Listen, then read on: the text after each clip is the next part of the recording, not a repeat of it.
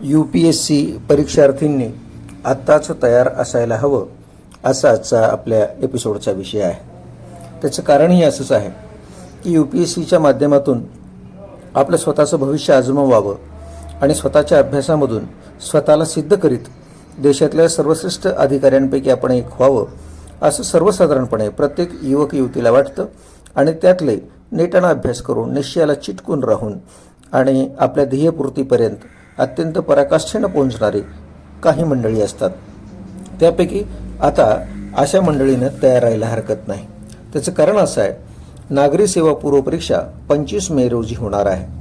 केंद्रीय लोकसेवा आयोगातर्फे म्हणजे UPSCद्वारे 2025 मध्ये होणाऱ्या नागरी सेवा परीक्षेसह विविध पदासाठी भरती परीक्षांचे वेळापत्रक आयोगाच्या संकेतस्थळावर प्रसिद्ध करण्यात आले आहे. संयुक्त Jio scientist engineering services, CBI, CISF, NDA, CDS, IES, IASMS आणि इतर परीक्षांचे वेळापत्रक जाहीर झाले आहे. त्यानुसार नागरी सेवा आणि भारतीय वनसेवा पूर्व परीक्षा 2025 साठी 22 जानेवारी ते 11 फेब्रुवारी 2025 या कालावधीत नोंदणी करता येईल. 25 मे रोजी पूर्व परीक्षा होईल. नागरी सेवा मुख्य परीक्षा 22 ऑगस्ट तसेच वनसेवा मुख्य परीक्षा 16 नोव्हेंबरला सुरू होईल.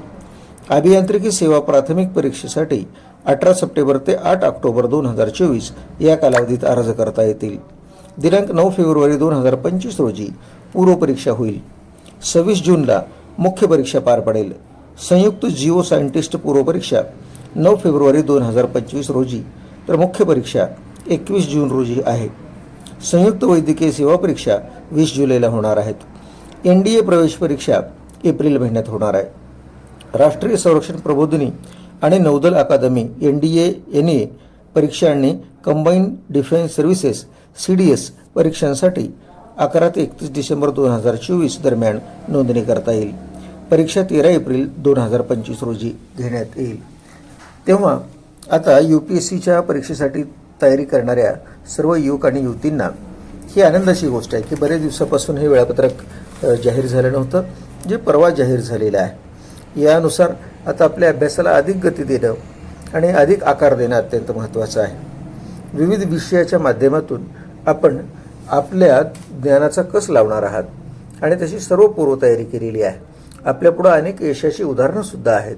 या सर्व उदाहरणाला समोर घेऊन आता अंतिम टप्प्यामध्ये आपल्याला परीक्षेची पूर्वतयारी करायची आहे.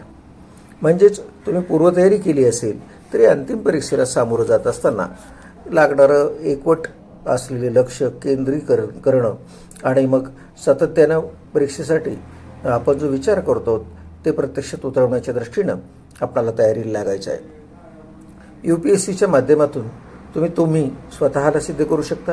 तुमचं कुटुंब, तुमचं गाव, तालुका, जिल्हा, राज्य एवढंच नाही तर देशाच्या नावाच्या बाजूला उत्तम अधिकाऱ्यांच्या नावांची यादी लावली जाईल.